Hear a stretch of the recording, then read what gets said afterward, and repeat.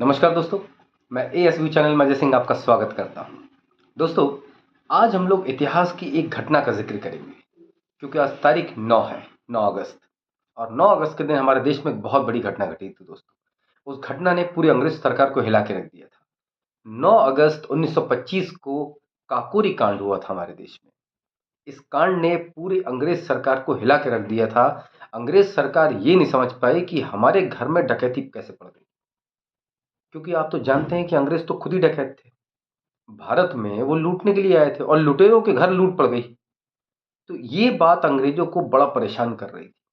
लेकिन हमारे क्रांतिकारियों ने इस काम को बड़ी सफाई से अंजाम दिया, जिसमें हमारे अशफाकुल्ला खां साहब थे, राजेंद्र लहड़ी जी थे, राम प्रसाद बिस्मिल जी थे, चंद्रशेखर आजाद थे। इन सब लोगों ने बड़े ही खूबसूरती से और बड़े ही नपे तुले तरीके से इस पूरे के पूरे कांड को अंजाम दे दिया। अंग्रेज सरकार हिल गई, अंग्रेज सरकार समझ ही नहीं पाई कि हुआ क्या।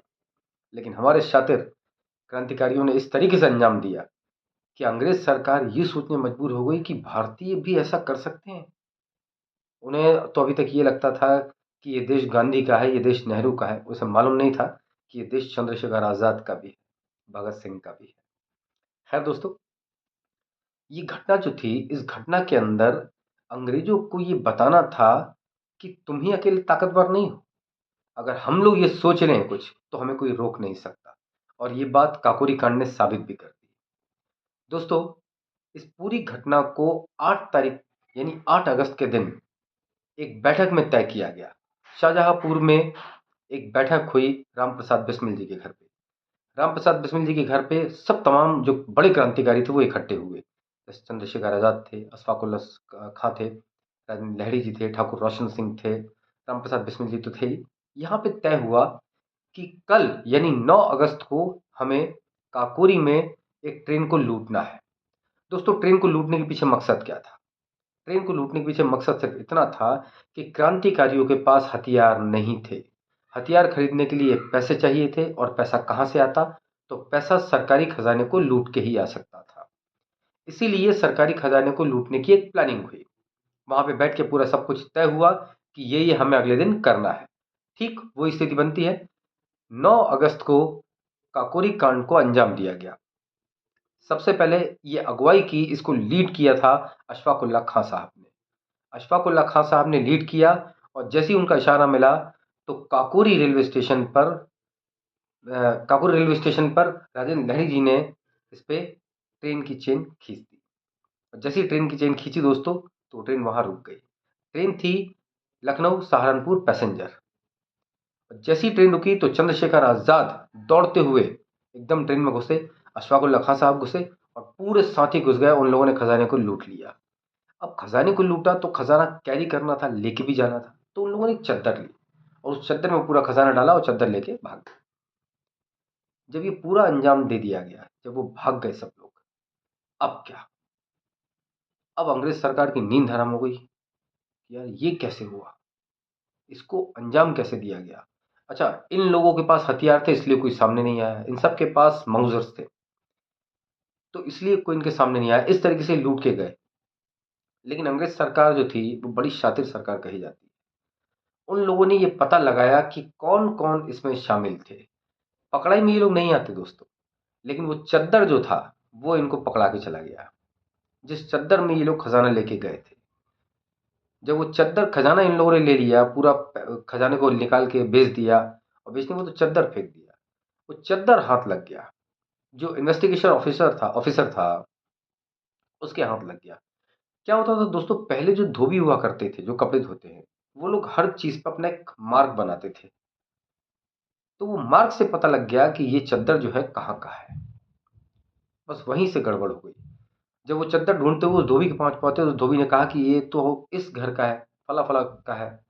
जब वहां पहुंचे तब जो उसको पिटाई हुई, और आप जानते हैं कि अंग्रेजों की बर्बरता तो खैर। तो उन्होंने बता दिया कि ये हमारे मित्र जो है अशफाकुल्ला खां साहब, और पूरी प्लानिंग जो है उसने सामने रख दी।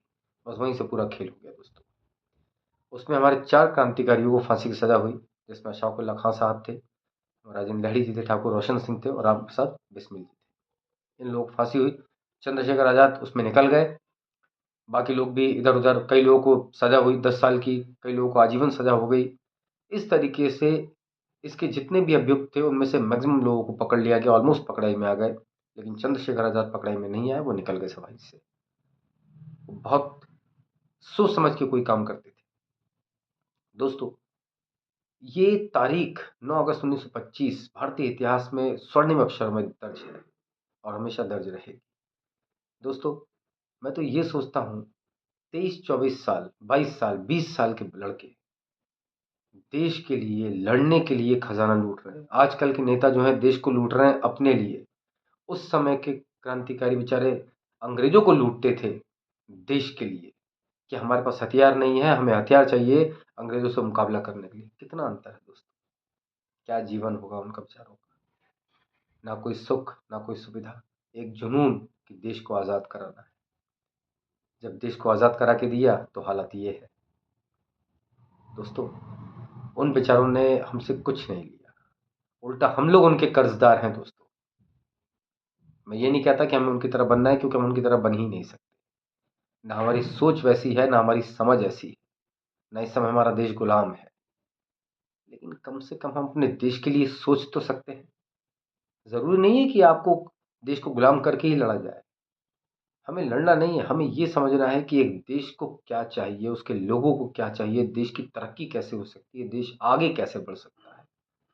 और अगर हम ऐसी सोच लेके चलते हैं तो ये पक्का मानिए दोस्तों, लोग कहते हैं कि कोई साथ नहीं देता, मैं कहता हूं कि आप आगे बढ़िए। 10 लोग, 10,000, 10 लाख लोग आपका साथ देते हैं।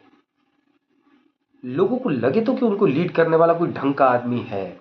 अभी कुछ ऐसा है ही नहीं, क्या करें। मोदी जी थे तो देखिए लोग अभी तक साथ दे रहे हैं। ऐसा नहीं, लीड करने वाला ढंग का आदमी हो तो उसका साथ जरूर देते हैं। दोस्तों, इस तारीख को कभी मत भूलिएगा आप। ये भारतीय इतिहास की बहुत बड़ी तारीख है, कोई छोटी मोटी तारीख नहीं है। और इसके लिए जिन नेताओं ने और जिन क्रांतिकारियों ने जान दी, वो कोई छोटे मोटे नेता नहीं थे दोस्तों, वो बहुत बड़े नेता थे और हमेशा बड़े रहेंगे दोस्तों। ये भारत देश उनका कर्ज कभी नहीं चुका पाएगा। मैं उनको शत शत नमन करता हूँ, उनको प्रणाम करता हूँ और भगवान से प्रार्थना करता हूँ कि वो जहाँ भी हों, जब जब उनका जन्म हो, बहुत अच्छा हो और वो बहुत सुखी जीवन व्यतीत करें, क्योंकि उन्होंने देश के लिए बहुत कुछ किया है। दोस्तों, आज के लिए बस इतना ही। कल एक नए विषय में मिलते हैं। बहुत बहुत धन्यवाद। भारत माता की जय। जय सिया राम।